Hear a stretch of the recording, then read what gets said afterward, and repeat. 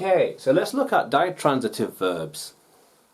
Okay, so some transitive verbs, verbs that take an object to make sense, can use two objects in a sentence.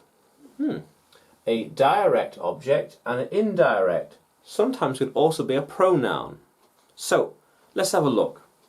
So, subject, verb, indirect, direct. Very good.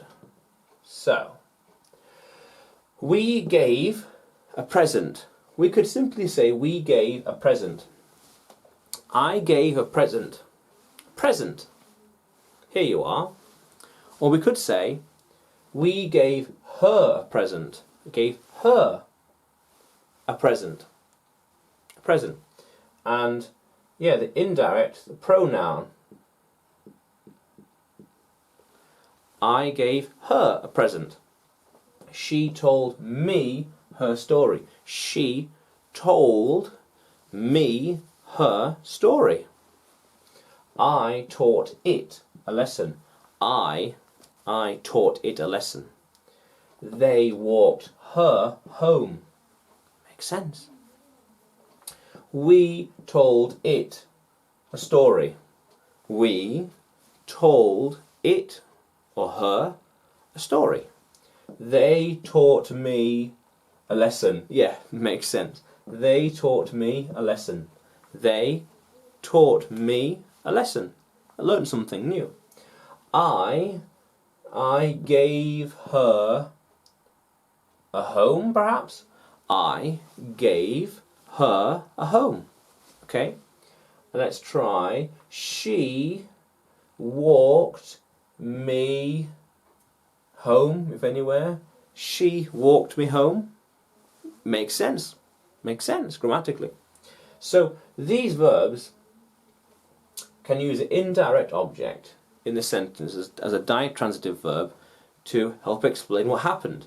Because again, we could simply say she walked home. Makes sense. Makes sense. She walked me home. Makes sense as well. She walked us home. I told her a story. Makes sense. Makes sense. Very good. And sometimes then the direct object could be a pronoun as well, or could have a pronoun in there. Because look, we have her story. We gave her his present.